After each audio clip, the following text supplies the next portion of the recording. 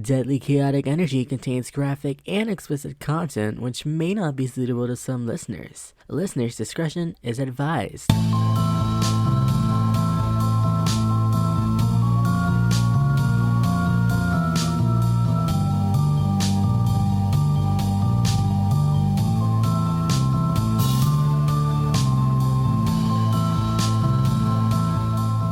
Hello and welcome to Deadly Chaotic Energy, the podcast where two people from across the globe bond over their joint queerness and love of true crime. I am one of your amazing co-hosts, Amy. And this is your other favorite co-host, Randy. Yay! Now, how are you, Randy, before we get on to my drama?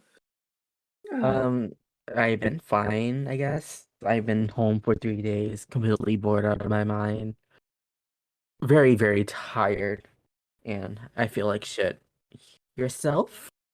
Oh, well, I mean, there lies the story, which is that we are currently in the global pandemic. I have gone 2 years of avoiding this stupid virus.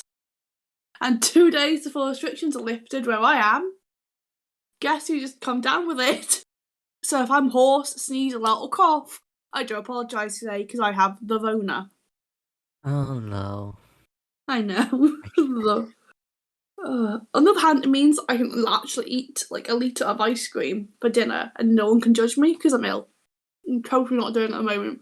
Don't you live by yourself. You can eat ice cream whenever you want to. Yeah, I know, but society's fans on it. Oh, so are you not drinking anything, or are you drinking anything?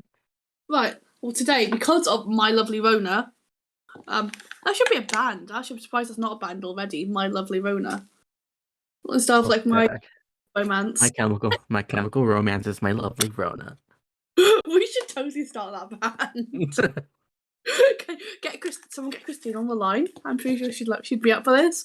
We need Christine and ZB stat.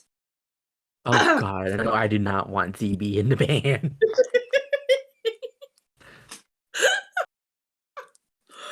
Oh, sorry, I don't know why. We have managed to go one sentence and I'm already sidetracked. So, no, okay, I'm drinking water with ice because my throat is killing me. But I'm also got like a pint of shout out to the Isle of Man having their own amazing like ice cream place of Davison's, which is the only place. Okay, actually, what it says on the description, I'm having raspberry ripple because I can't be bothered. I love raspberry ripple. And it says luxury ice cream made on the Isle of Man, and it is the world's best ice cream. I've tried every other one other than Viennetta. Viennetta's just top tier though. This is just below it.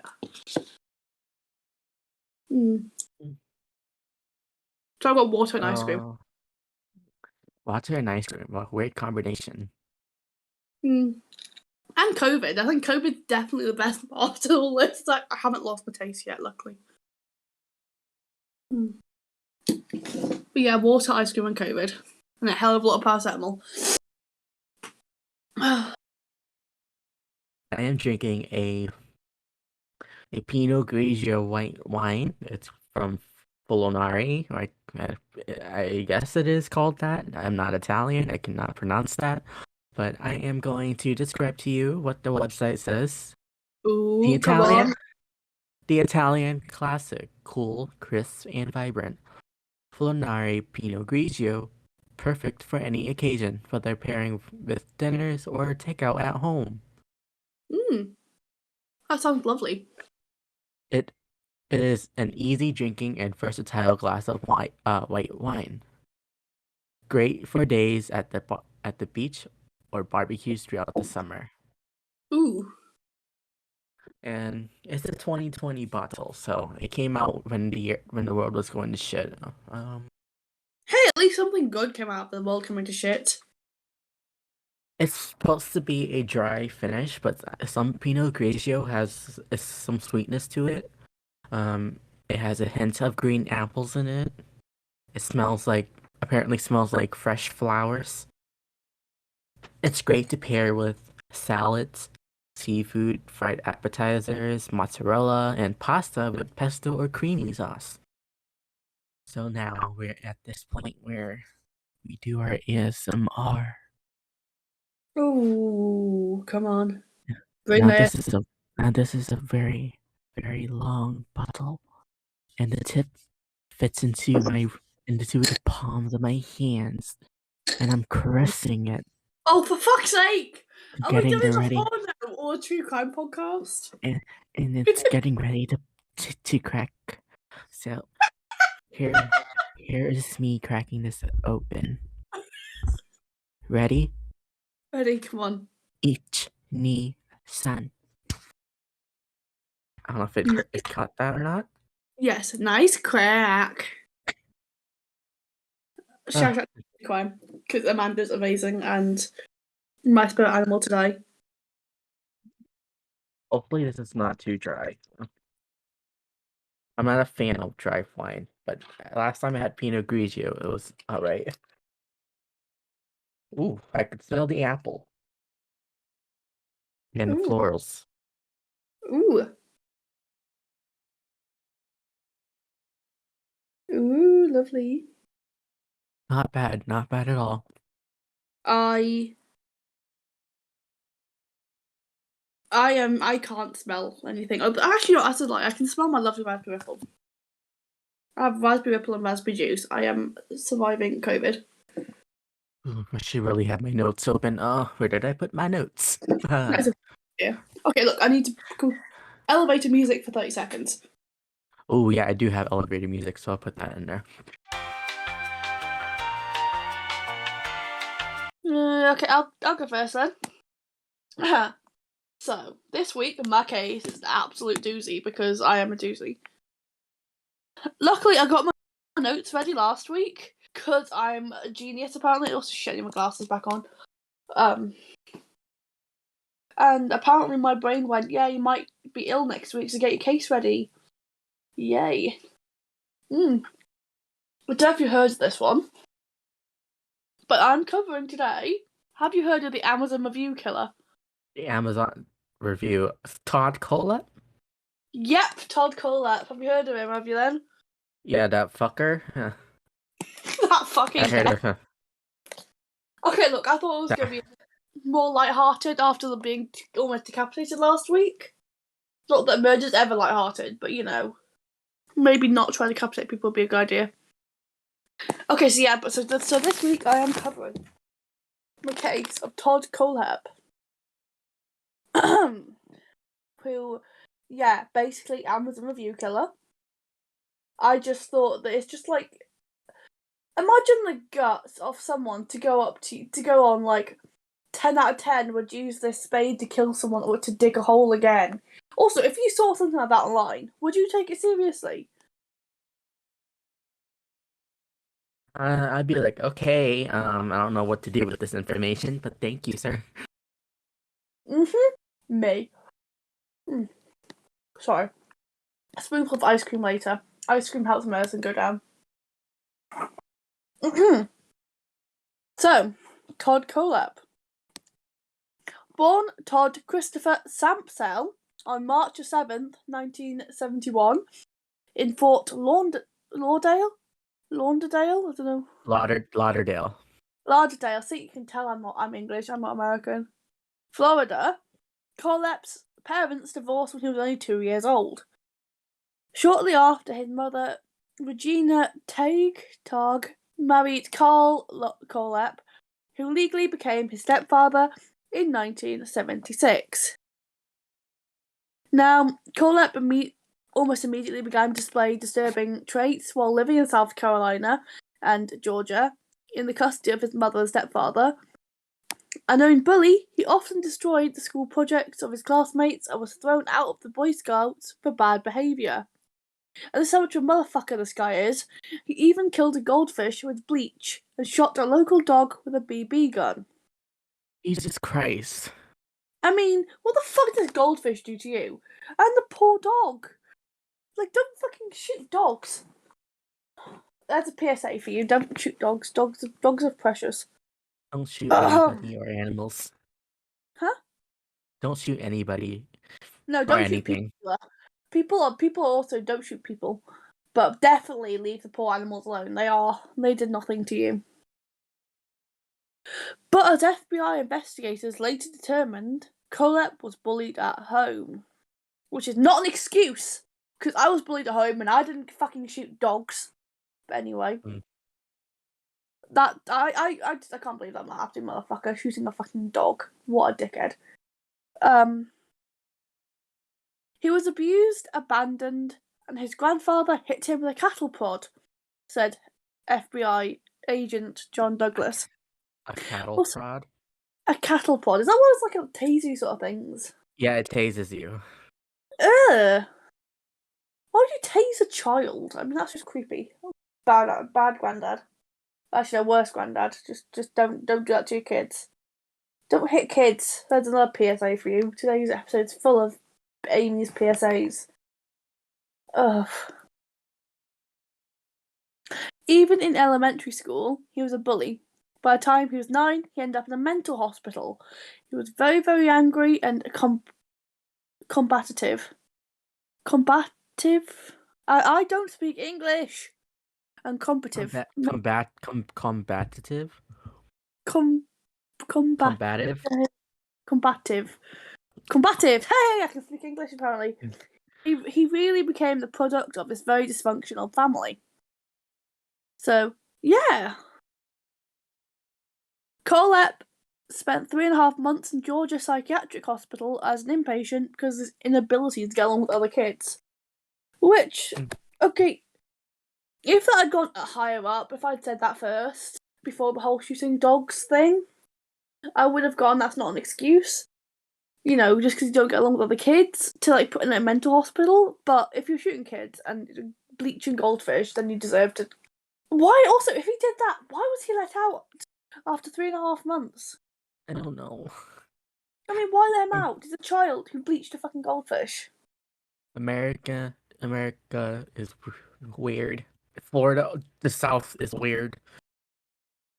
Yeah. I can't really talk. I mean, we have a prince who, yeah. Everyone knows about Prince Andrew. Excuse me, I'll just blow my nose. COVID is fucker.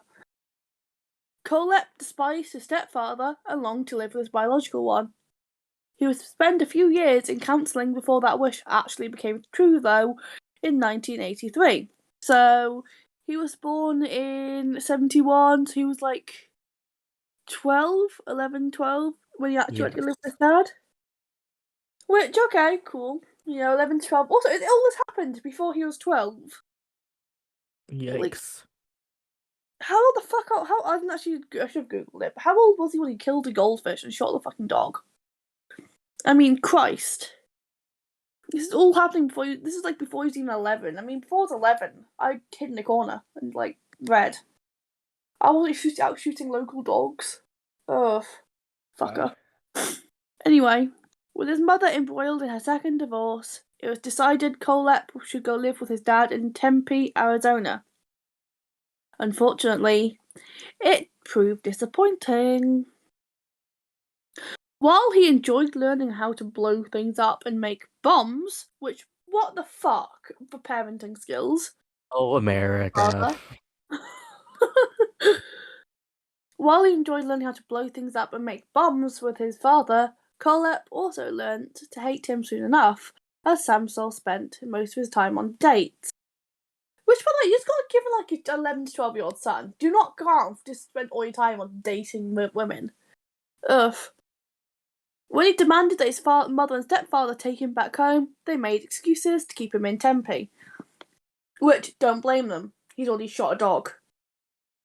Then, on November 25th, 1986, which was that like, okay, so he's 14, no, he's 15. Then, on November 25th, 1986, Kohlepp's anger truly boiled over. With his father away, Kohlepp lured a local girl out of her house by claiming her boyfriend wanted to speak with her. He's 15. Go get an old sock or something. Don't leave these girls alone.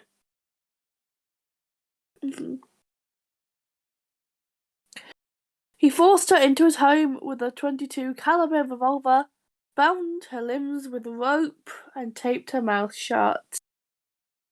After raping her, he walked her home, warning he'd kill her family if she talked. Which, Yikes. you absolute fucker. Like, leave this girl alone. Kohlepp was arrested within hours and diagnosed with borderline personality disorder. His psychiatric evaluation showed signs of emotional disturbance but not psychosis, and an IQ of 118. Ugh. When asked why he raped an innocent girl, he said he was angry at his father, which is not an excuse. Ugh. I don't like that. No, he's just a fuckless guy. It's not a good look. No, none of his 3 guardians visited him in jail. When the juvenile probation officer recommended he be tried as an adult, Kohlepp accepted a plea deal that would dismiss the sexual assault charge, yet require him to register as a sex offender. So, no. I mean, Christ. He was given 15 years without possibility of parole on Jan 19th, 1987, with stern commentary from presiding judge. I'll go on to that in a second. That's exactly 4 years before my granddad died. I mean, Christ. Yes. That's a coincidence. Conky dink is, I don't know who called it a conky dink, but it's a saying in my family. If a coincidence is a conky dink. Fun fact to Amy. While she's in the middle of blowing her nose very subtly. Oh, don't get a nose piercing also, people, when you got COVID, because it's really fucking hurting me, and also it's gotten infected already from blowing my nose. Right, so the commentary from the presiding judge was, at less than the age of 9, this juvenile was impulsive, explosive, and preoccupied with sexual content. He has not changed. He has been undoubtedly aggressive to others and destruction of property since nursery school. Which, what a psychopath. Ugh. The judge in the case said Kohlepp was very bright and should be advanced academically, but behaviourally and emotionally dangerous, and likely could not be rehabilitated. Yeah, Kohlepp's clearly. yeah. Kohlepp's probation officer wrote a similar description in court papers and added that he felt the world owed him something. Kohlepp's attorney in that case later went on to say that while defending him, he did not believe his client would go on to harm others in the future. I mean, come on! How many serial killers lawyers will say that? I do not believe my client will go on in the future to harm others. It's like, okay. Fucker. Oh. That was a lie. That was a fucking lie, lawyer. That's always lawyers lie. That's rule number 1. Ow. I'll just die here. Oh. Right. During his imprisonment, Kohlepp was initially cited for violations that included some violent behaviour. However, after turning 20, he had no other records of disobedience. So, like, cool, 5 years of being absolute asshat, and then you just happened to do 10 years of just being like, fuck, I need to actually behave to get out of this place. Absolute psychopath. It released in August 2001. This 30-year-old convict moved to Spartanburg, South Carolina. He got his first driver's license and found a job at the Seven Sons & Co. sports apparel business by littering his resume with fabricated employment history. But then in 2003, the Amazon review killer added murder to the list. Dun dun dun. Oh, blow my nose again.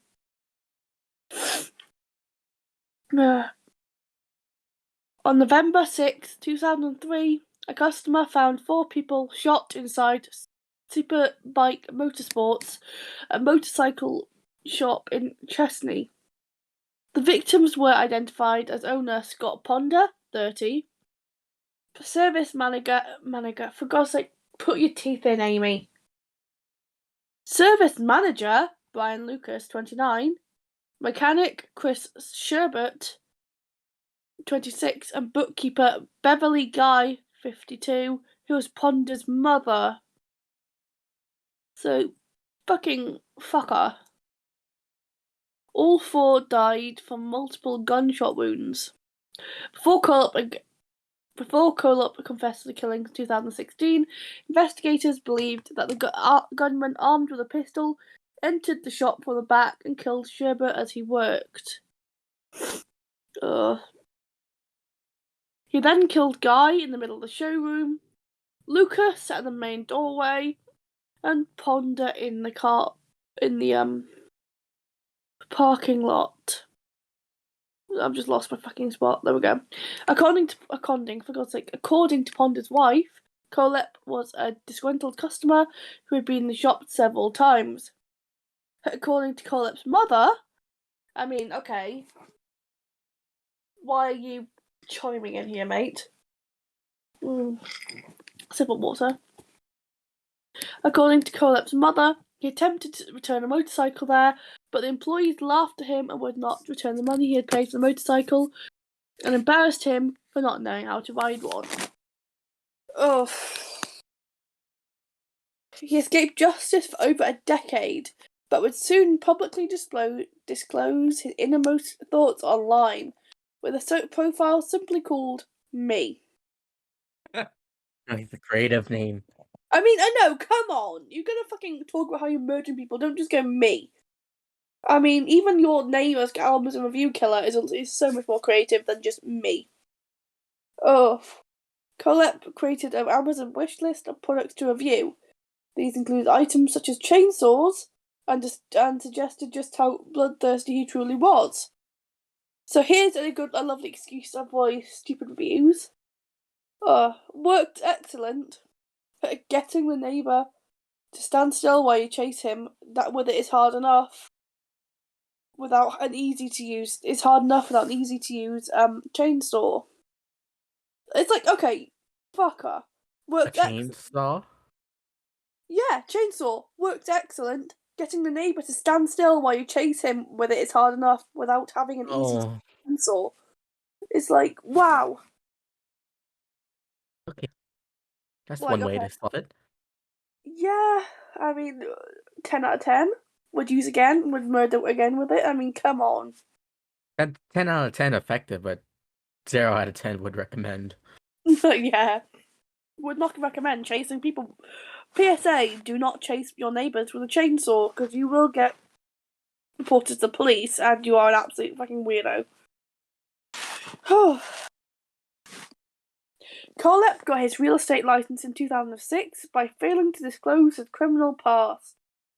His, I can't pronounce this word, nascent company, TKA Real Estate, grew rapidly. What's that then? It's Todd Kohlepp, but what's A stand for? Cut and Associates? Oh, copy that. Todd Kohlepp Associate Real Estate. Yeah. Todd, for God's sake. Kohlepp or ran agency? Could be. Kohlepp ran it from his own home in Moore, South Carolina, which he bought for $137,500. I need to actually. Okay, I'm blaming the drugs. I can't see straight. I'm not even drunk. Well, don't get COVID, guys. It fucking kills you. Now a successful businessman, Kohlepp purchased 95 acres in Woodruff, South Carolina for $305,632 and enclosed it with a chain link fence. Which, okay, not all suspicious there. Is that like that's like a pen though, that's fucking weird. He continued to leave chilling reviews on Amazon for items such as knives, padlocks, gun accessories, targets, books about emergency surgery, and small shovels. Keep in car for when you have to hide the bodies, and he left the full-size shovel at home, one review read. does not come with a midget, which would have been nice. I mean, offensive. Yeah, that's not the best term to use nowadays. Don't you dare call anyone a midget. If you call, okay, I call myself a midget, but no, not like you would not know. I call myself a midget. That's because I am like 5'3" and I use it jokingly. But I wouldn't look at someone and go, "Oh, you're such a midget." No, offensive. Oh, oh my nose, kill me, please. Then, in August 2016, his murderous rage returned. In late August, 30-year-old Carla Brown and her 32-year-old boyfriend, Charles Carver, were hired to clean Kohlepp's compound. On the 31st, I don't know what's, well, 31st of what? Oops. On the 31st of some month, oh no, that'll be it, late August. Oops. On the 31st of August, they were reported missing.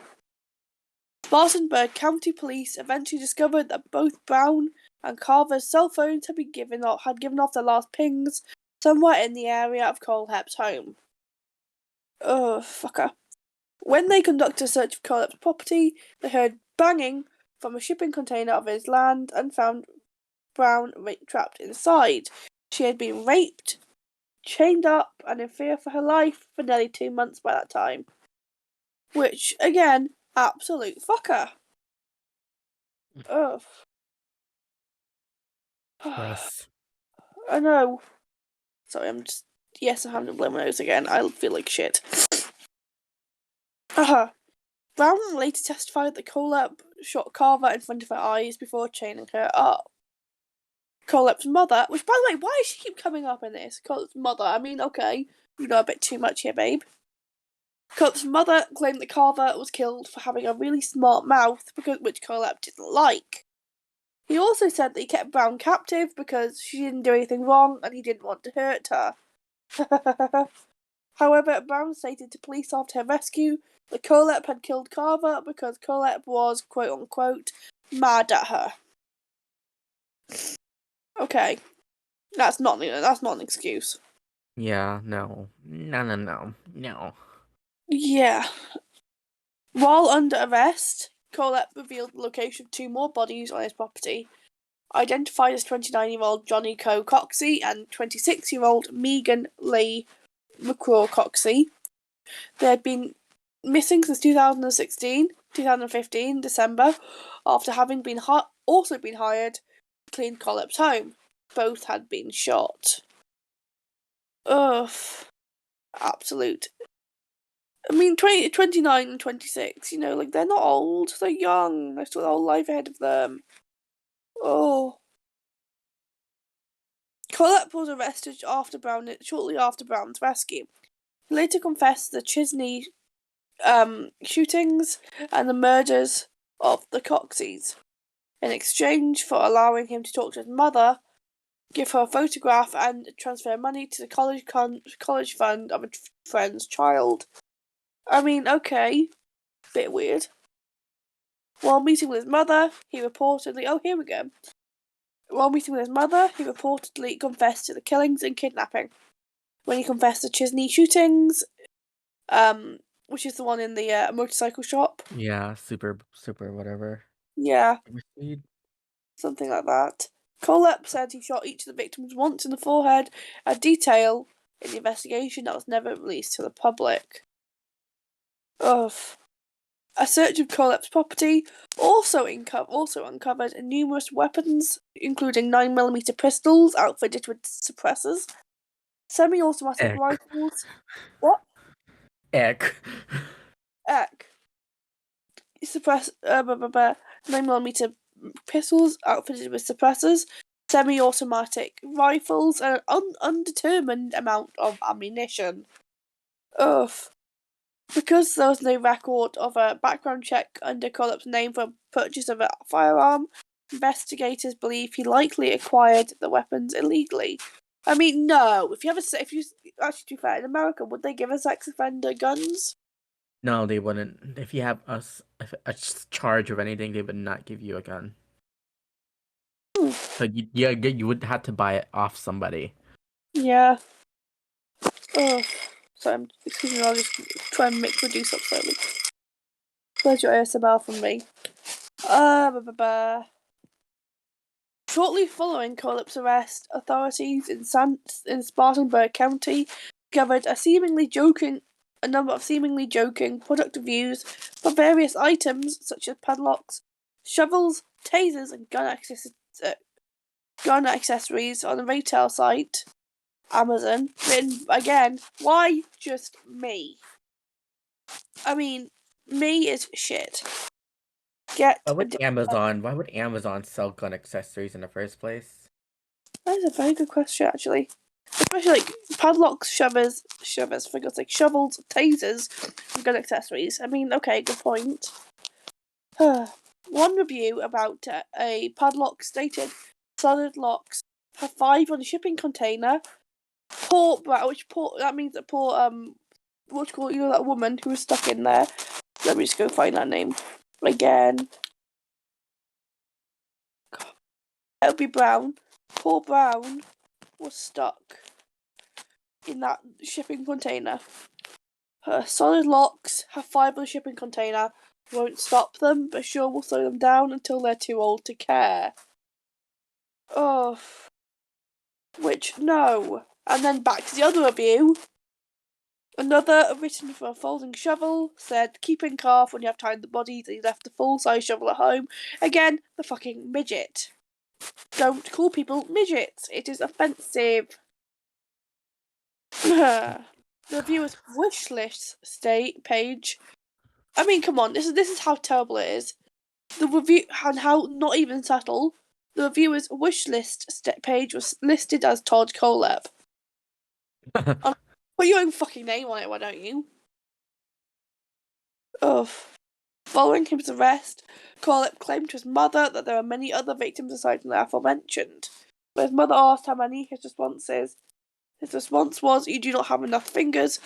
I mean, no. Don't say that, you fucker. You do not have enough fingers. And gross. Yes, exactly. During interrogation, he claimed to have shot a victim in Arizona. On November 18th, 2016, it was reported that Tempe Police Department had begun an investigation into Kohlepp's claim, searching through unresolved homicides in the past 3 decades. They said they would focus on cases dates dated from 1983 to 1986 when Kohlepp was living with his father, and also between August 2001 when Kohlepp completed his sentence for kidnapping, and November 2001 when he would return to South Carolina. On November 25th, 2016, police in Greer, South Carolina announced that they had named Kohlepp as a person of interest in an unsolved 2003 bank robbery and triple homicide at the local Blue Ridge Savings Bank. This crime was separated from the Chisney shootings by 6 months. However, as of May 16th, 2018, no definitive link between Kohlepp and the cases was established, and Kohlepp has denied any involvement in the case. In December 2017, Kohlepp wrote to the Spartanburg Herald Journal claiming that he had more victims who have not been discovered. Which, I hate it when murderers do that. When they just decide, oh yeah, I'm gonna boast. And you're like, you have nothing to boast about. I mean, Christ. Get over your... Ugh.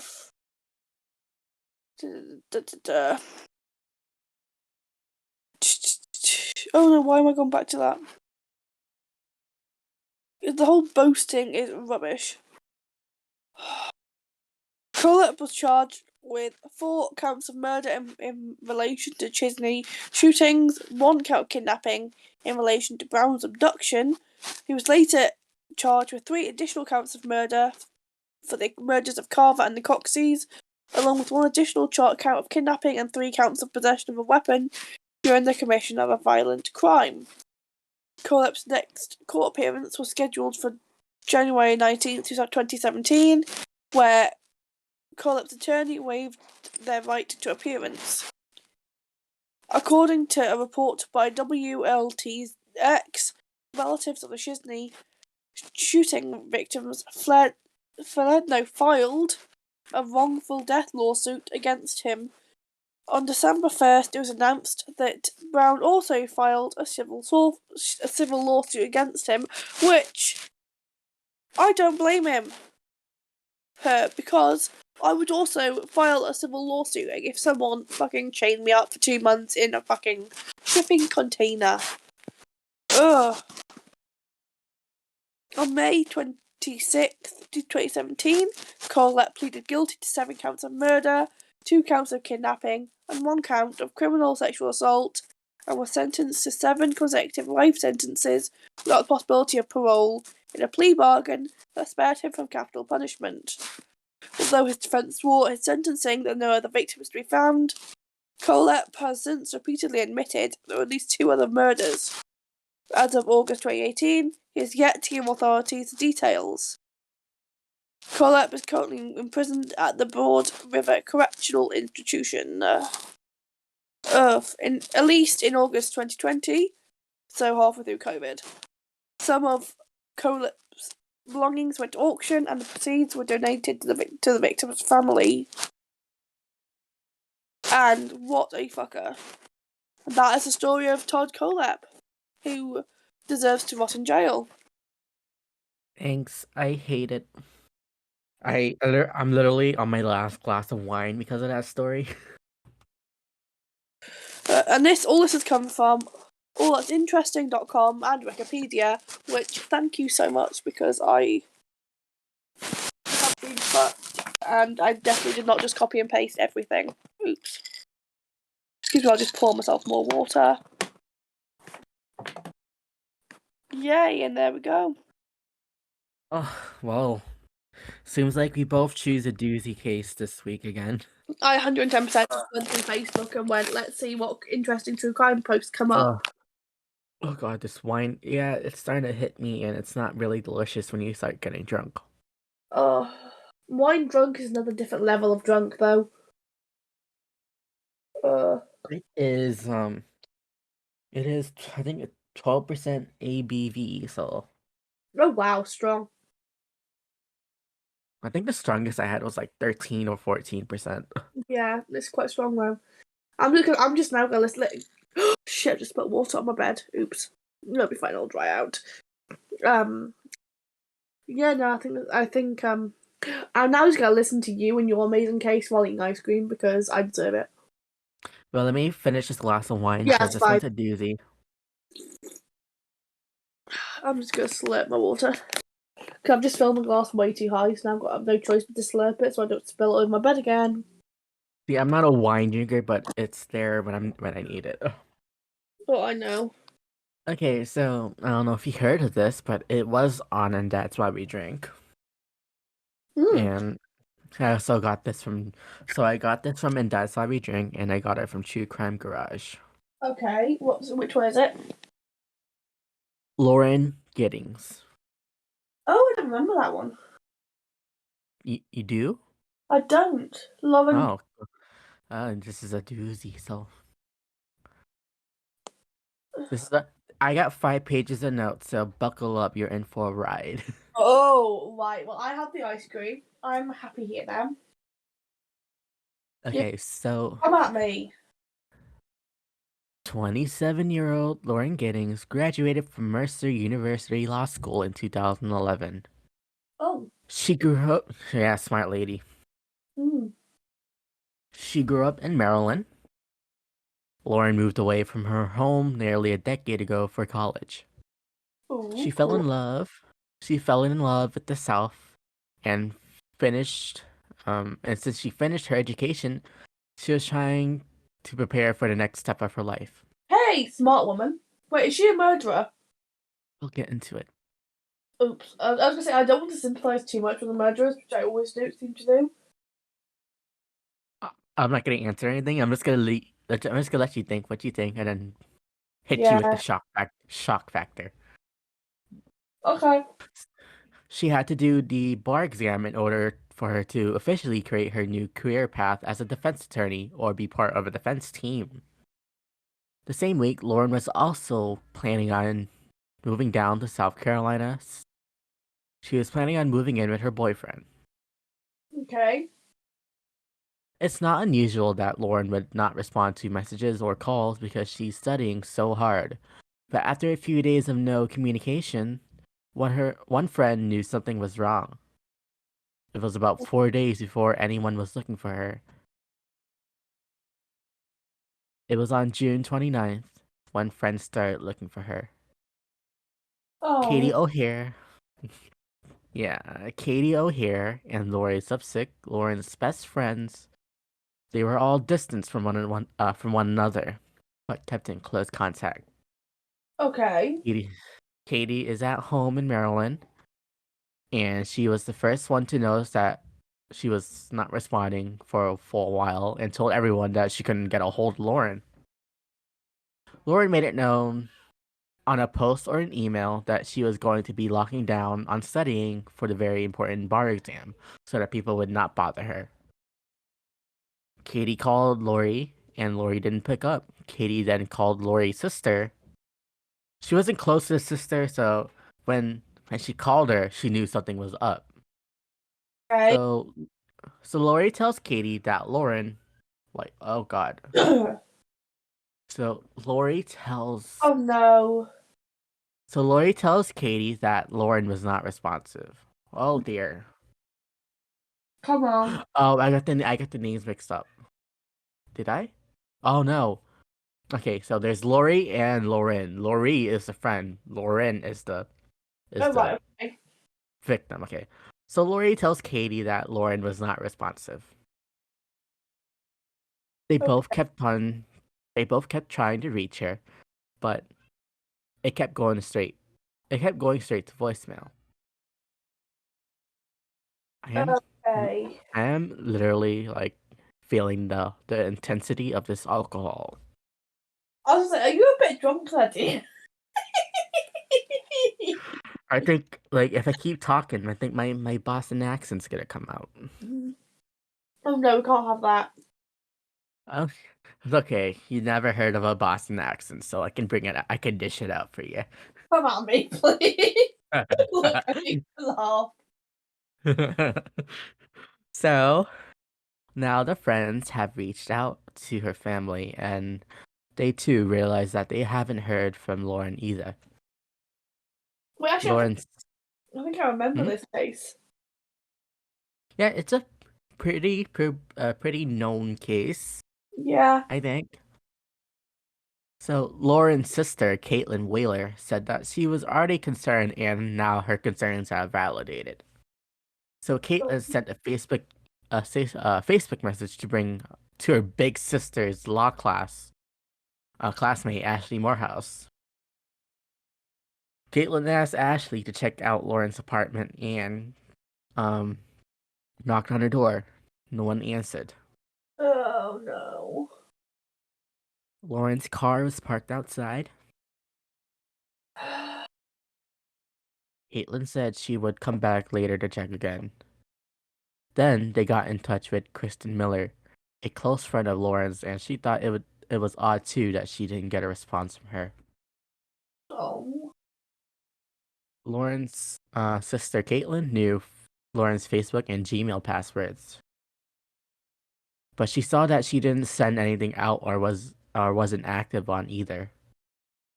So they decided to contact the police, and so they sent an officer to check out the apartment around 11 p.m., which is hour 23, I believe, or hour 23 Oh for no. you.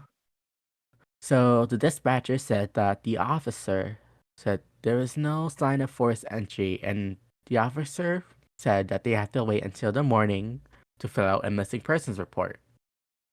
But then again, she's been gone for 4 days. So Ashley Morehouse decided to go to Lauren's apartment by using the spare key Lauren hid in a vase Okay, smart. on the patio.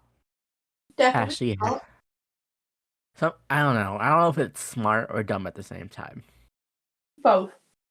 Yeah. because anybody could be like, "Oh, here it is."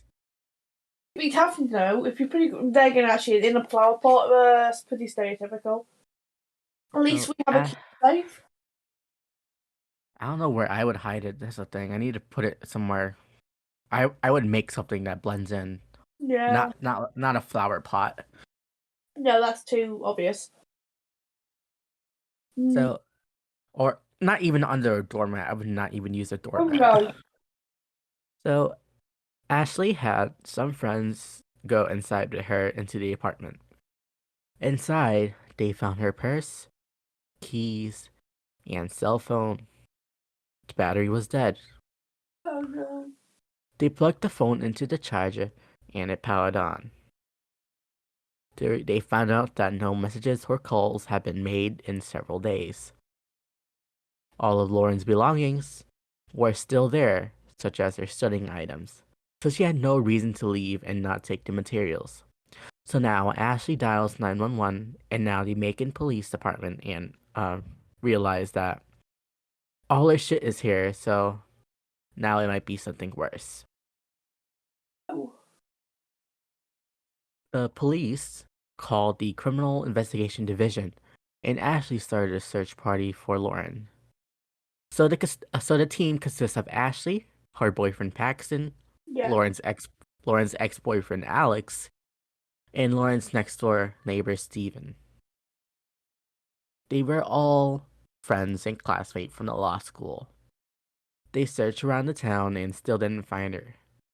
The Oh no. case goes the case goes to a violence crime detective and they videotaped the search into Lauren's apartment. So Ugh. remember, So remember, she had to move out of the apartment to go move in with her boyfriend, Yes. but nothing was packed at all. Oh no. So detectives think this is now foul play. Yeah. So investigators are gathered outside the apartment trying to figure out what the next steps are. But a gust of wind picks up and they smell something. Oh, Investigators say that they knew what the scent was immediately and knew it was human remains. oh no. They notice that the smell was coming from the giant communal trash bin outside the apartment complex. So a crime technician digs through the trash. The first layer of trash was just normal trash. But, Yes.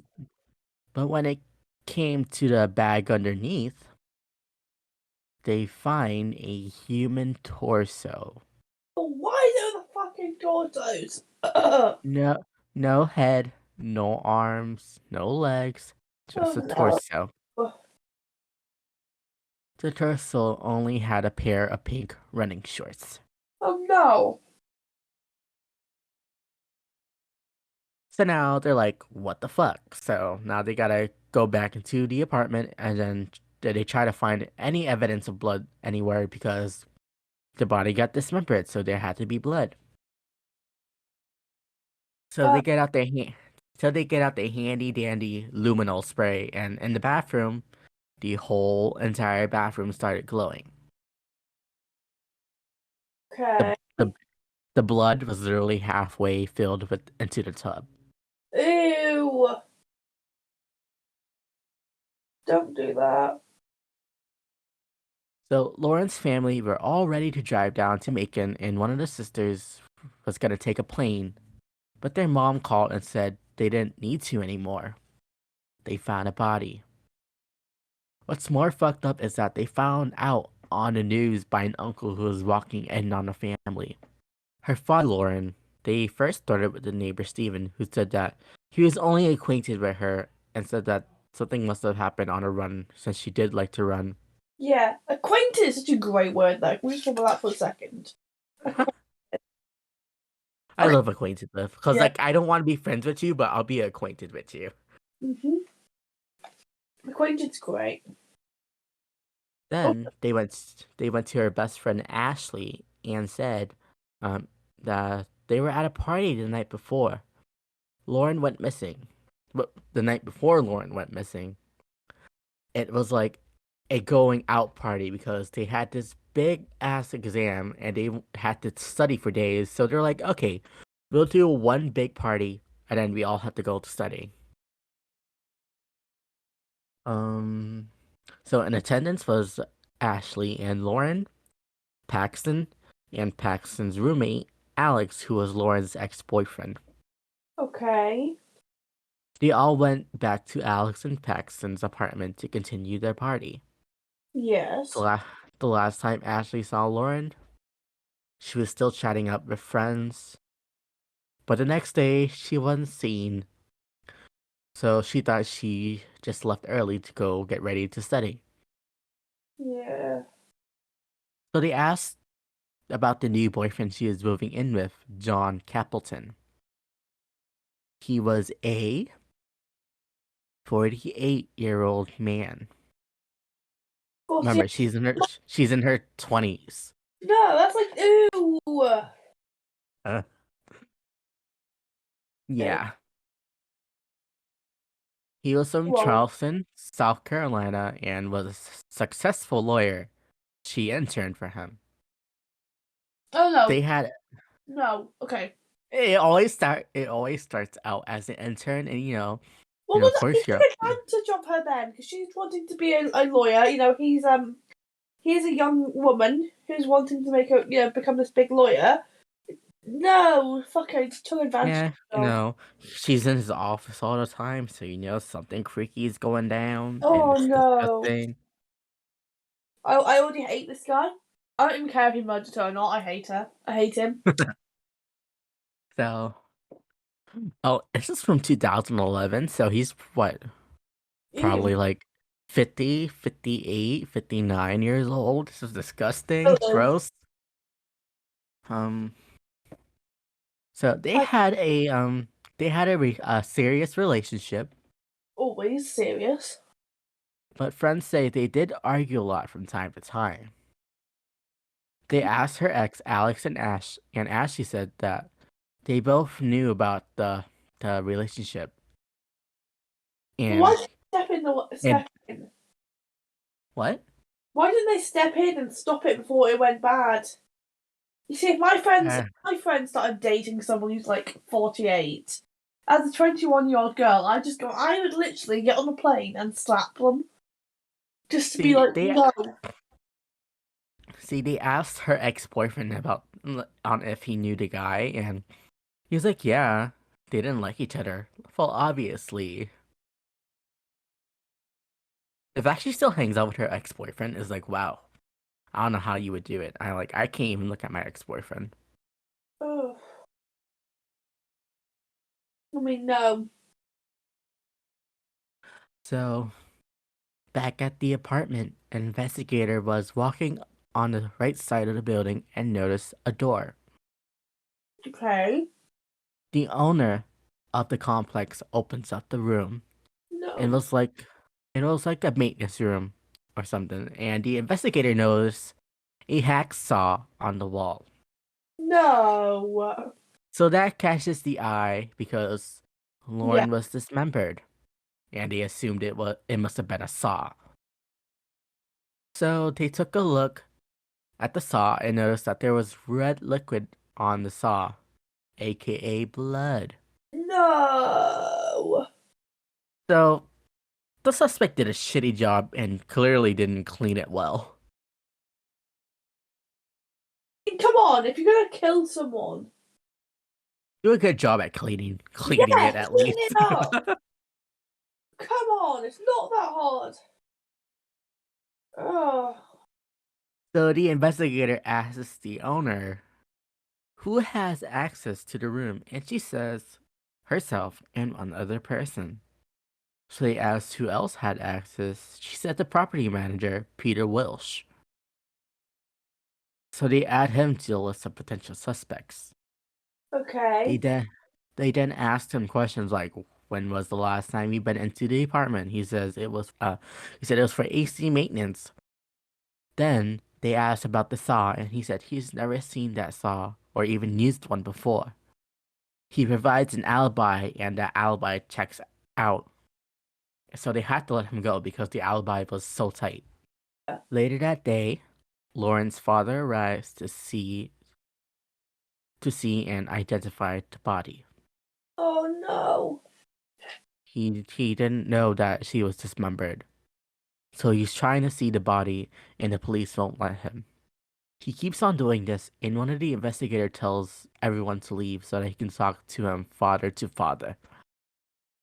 Oh, poor man. So he basically tells him that this is the hardest family notification he's ever done. He tells him what happens, and his face completely goes blank. He just says okay and just went back to Maryland. But before he left, Bill left a sample of DNA to confirm the identity of the body, and indeed, it was Lauren's.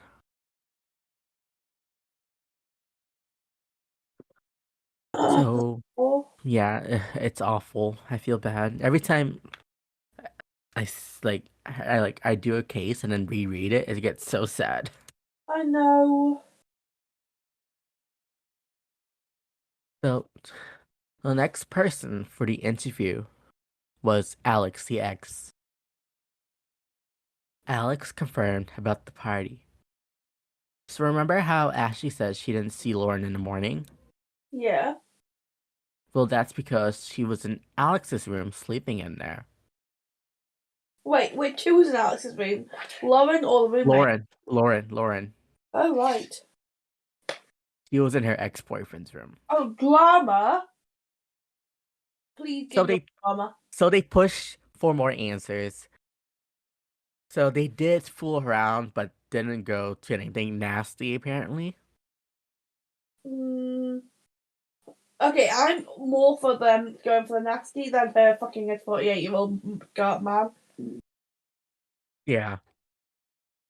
He knew she was dating John, so they didn't want to put the sausage through the roast beef curtains. Yeah. I'm just thinking about that, Chris. um, What? so like I said, of course he knew that she was dating the older man, so he didn't want to put his sausage through her roast beef curtains. Oh, I'm eating fucking ice cream here. Don't make me hear that in my own two ears or one ear. No. I was waiting for your response. Oh, fuck. That is almost as bad as my coworker when I. Okay, shout out to Phil. You're fucking amazing. I love you. His fiance leaves like a note in his lunch every day, like a little love note.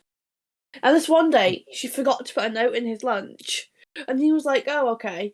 But then when it came to him getting out his banana, she'd written "I love you" on his banana.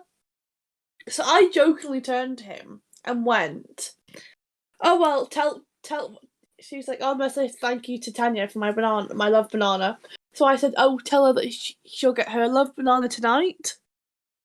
Oh, Well, no, But then he said, "Oh, so Amy said to tell you, if you love bananas tonight." And her response was, and I still can't believe this because he was halfway through. Phil got this message at work, and he was halfway through reading it, and then suddenly stopped and was like, "Fuck!" She's just responded because the response was, "Oh, well, tell Phoebe that I'm sure that bleep because I'm not going to say the name of the person that she said." Roast beef kebab. No, tell Amy that that bleeps roast beef kebab will be ready for her later on. Then I'm sure, cause it was like the beep beef kebab thing again is going for that. But he was half of the it.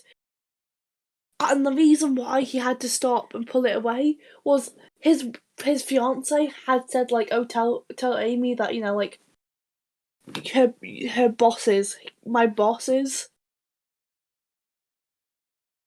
kebab yeah. will be ready for me tonight." Oh I no. was like, "No, you fucker." Ick. It was like, "Yeah, back off, Phil." Oh, That just made me think about that one text message because it was like he was halfway through reading it, and I was like, okay, let me see. And then I like how you say it. I like how you say it's kebab, but it's roast beef curtains. no, because she said beef kebab, and I was like, no. And I was halfway through reading it, and then suddenly I just got to the bottom of it and just said to him, I just shouted. I was in the middle of the room with like all most of my co-workers. I went, "Oh no, you fucker!" And he was laughing his head off, and he was like, "Yeah."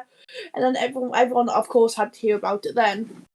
So people at work know that this happened, but it just reminded me of Oh that no. exchange because it was like no, it was just like no, no, no. Anyway, Okay. there's my little anecdote. So, yeah, anecdote. My Um, beef anecdote. No, that didn't work. you tried. It's okay. I blame COVID. Okay, so Also, shout out to Melissa for being like, oh you said the name. no, this isn't my boss. This is Melissa who I mentioned last week. Who I went out for like that wasn't a date. Yeah. She sent me a Yeah. message for it because she was gonna bring me a McDonald's milkshake. I've just got a message from her saying my phone died and McDonald's is very busy tonight. So I said that's okay, and she went, I can buy you something in shop and buy you a McDonald's tomorrow. And I just went, I think I love you honestly. And she went, oh, I feel bad for not getting you McDonald's. Would you like breakfast? I have COVID, and this woman is just like, oh, I'm gonna get you food now and look after you, which the way to my heart is food. It's not that hard. Give me food and I'll marry you. Same. Dude, my boyfriend doesn't even take care of me like that. I mean, it's like we're not together. We're just at this point in time we're just really good friends. Which, by the way, though, I haven't absolutely had a massive crush on Yeah. Melissa. Melissa knows I am fucking gay for her. Because I'm like I said last week, how many pints of milk do I have to buy to make you realize I like you? Because I'm the queen of flirting. I'll be like, I'm lactose intolerant, but I'm just buying some milk just to see you. Yeah, I'm just allergic to everything else. So you're lactose. I'm egg and gluten. We we cannot eat pancakes. I like the shrimp and peanuts. Yeah. But it's like, okay, we could not eat a stack of pancakes between us. I mean, I honestly might have celiac or some gluten allergy, to be honest, because I do get allergic reactions from it, apparently. When my body gets it. We're like, ow, that kind of hurts. Oh no, I have this is I know this is like TMI, but I just have to run to the toilet and I end up being really sick and really ill. Welcome to Deadly Chaotic Energy, where we talk about our health issues and true crime at the same time. Yes. And Amy just eats ice cream because I'm almost at the end of this liter tub of ice cream. This is how ill I am. Now, is that a pint or is it a giant tub of ice cream? Oh, it's a liter. It's a giant, giant tub. Oh dear. Oh, I know what you're talking about. Oh dear Oh. Christ. Uh-huh. Yep. Well, you didn't buy it the same day, right? You had it in the fridge. I bought it last night. It was Oh, un kind of. Okay, that's fine because you had 2 days to eat it. No. This was unopened before I started eating it. Oh Before dear I God. Now that would hurt me so bad because I would be down to Browntown all the time. brown I like to thank Warning Crime for using that term Browntown because I will now keep saying Browntown whenever I have to use a bathroom. town is just fucking amazing. Down to Yeah, Browntown. that just makes me think of something my sister used to say all the time. No, my sibling. I apologise for edited that out. I don't want to misgender them. Shout out to Kat. Because every time I used to get really upset when I was growing up, my sibling used to look at me and go, don't get depressed, eat some spaghetti. And it was just so amazing because it's just, how can you be upset and someone just says that to you and you just look at them and just go, what the fuck, Kat? Again. Oh my God. I just checked our email during the antidote and um The what? our Check the what? I checked our email during the antidote. And we are finally on Google Podcast. Ooh. So congratulations to our Uh, podcast. Yay! Okay, should we I get back into the case though? Yeah, it's probably a good idea. Hello, welcome to our 10 millionth Tangent. detour from the actual fucking case. Oh, this is like we said, this is deadly chaotic energy. Mhm. You guys knew what you signed up for. Yeah, I am deadly chaotic. I'm extra deadly chaotic. Yeah, I mean, I think I'm literally everyone at work is just like, I try and apologise for my chaotic energy, and everyone just looks at me and goes, "You're Amy. It would be boring if you weren't at least mildly chaotic. If I ever sat down and sat still, everyone's like, no, something's really wrong." See, like for lunch, I would always sit in my coworker's car and it'll always be quiet. And so, I always have to make the dick jokes because I can't be myself without the dick jokes. You Fun know, fact, I have a penis on my arm. you have a penis on your arm? I have a burn scar that is the shape of a penis. Oh I was God. like 12 years old. I will put a photo of my penis on the Instagram for everyone to see. Oh, do it. Do it.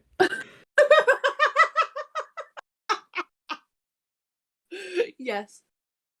Okay, we Oh, should get back into the case. we should actually get back. So, This is the end of the tub. oh dear. So Lauren was the one who dumped Alex. So Yes. there might be residual hatred towards her. Yeah. Next was John, the current boyfriend. Yes. He was in distraught because he just found out. He was asked about the arguments and he gets very angsty about it. They, Okay. they asked him about his whereabouts and he insisted that he was in California for a golfing trip. Let me guess. Lies.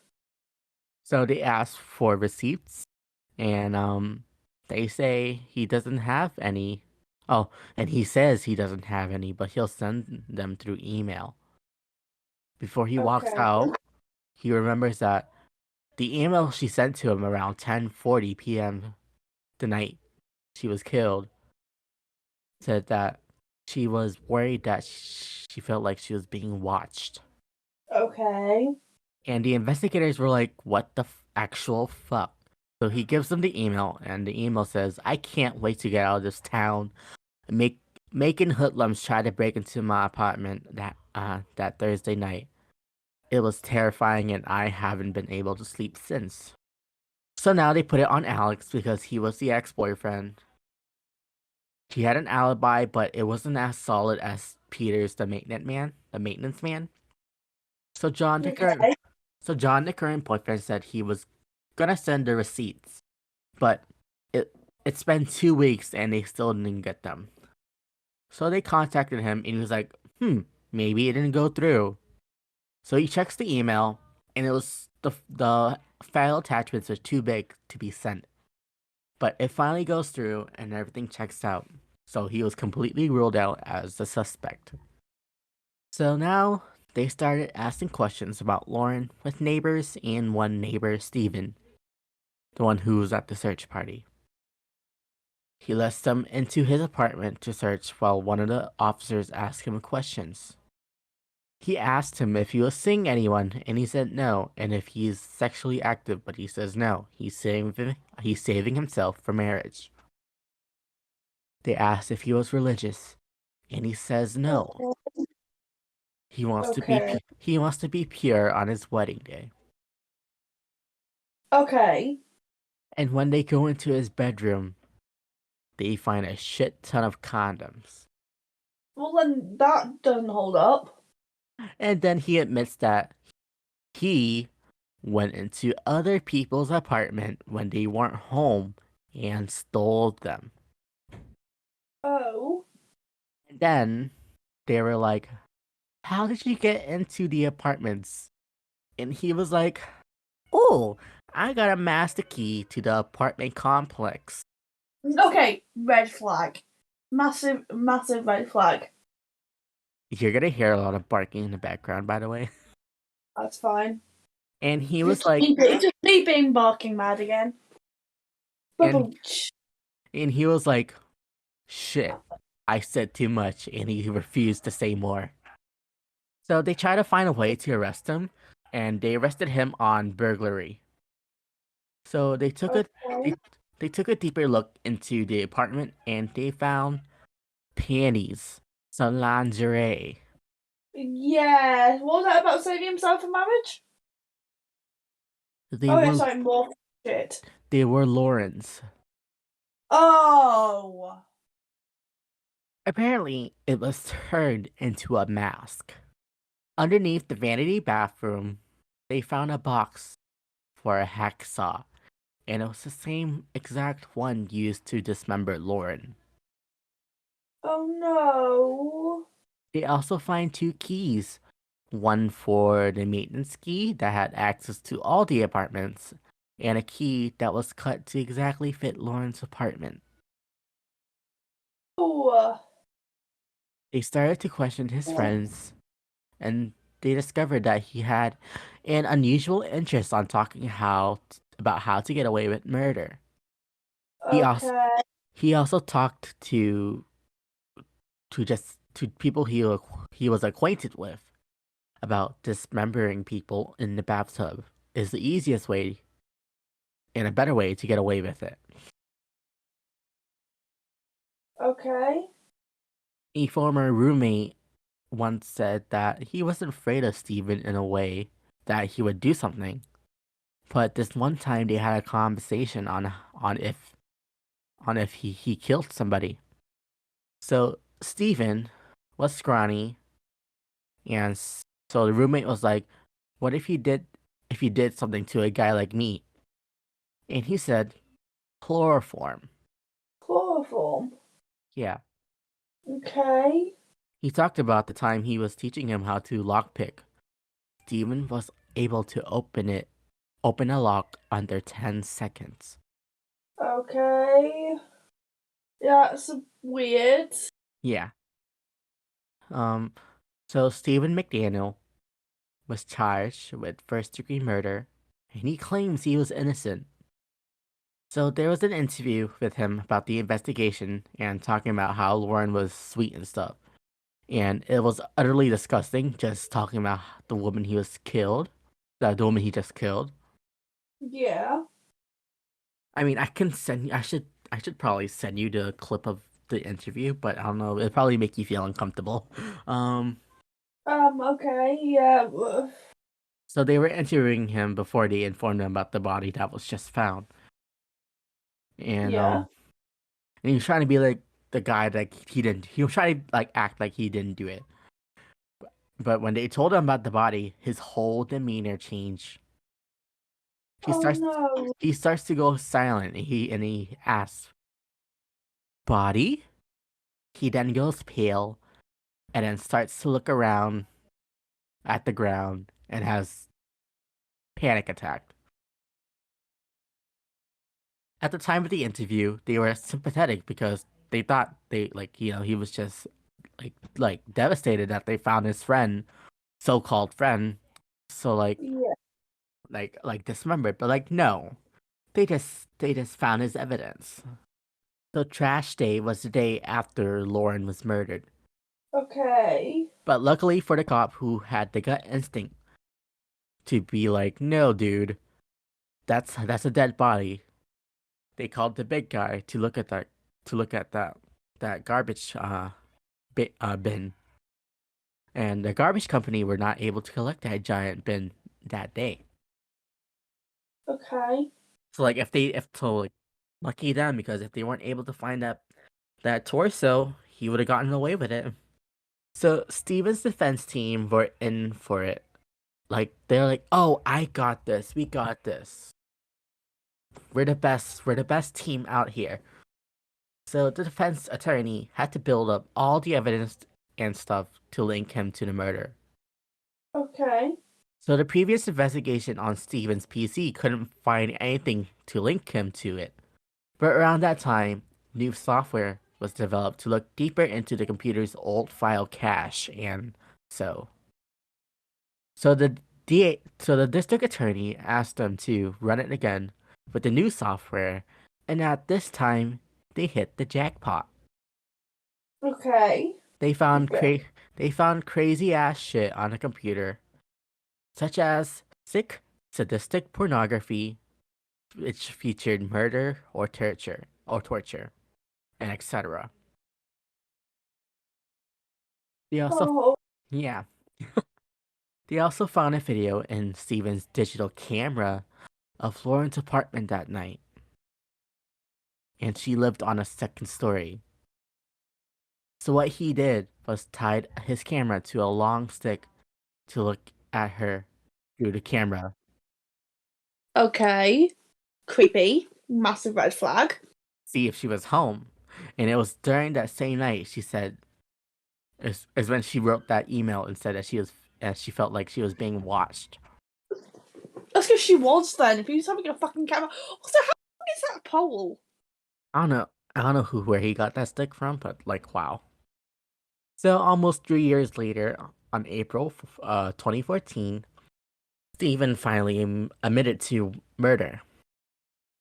He said he broke into her home, wearing gloves and a mask, and entered her bedroom. Lauren woke up and started to fight off and landed on the floor. Unfortunately, her legs were underneath her bed frame, so she couldn't kick him off. Oh Which no. I know, so like I feel bad. Like, what if her like wasn't under there? She would have been able to live. I know. Absolute asshat. So she couldn't kick him off, but she was able to remove his mask. Once she saw who it was, he overpowered her and ultimately strangled her to death. He cut the mask and gloves into small pieces and flushed them into the toilet. Ugh. He dismembered the body and left the torso in the apartment dumpsters while the rest were being dumped into the law school's dumpsters. The rest of the body has never been found, even though they dug through the dump site to search for them. Oh no. He was Poor. sentenced. Yeah, so poor Lauren, I feel bad. Yeah. He was sentenced to life with a chance of parole. With a chance of parole in 2041. In August of 2018, he wanted another trial, saying it wasn't fair. He decided that he was going to represent himself, which is always a mistake. Yeah, don't ever do that. That is just fucking Terrible. scream, I'm guilty. In February, he questioned his attorney, even though they were the best in the county, questioning their reputation. He subpoenaed the lawyers, and instead of defending him, they tell him that the other details he confessed to them. So like the attorneys went against him, and they're like, here's some shit that he told us that we're gonna tell you now. So, and it was not mentioned in the trial, so here's some stuff that he forgot that he did not mention. He also cut her fingers and flushed them down the toilet, and that's how he got rid of Ew! them. Ew! Yeah.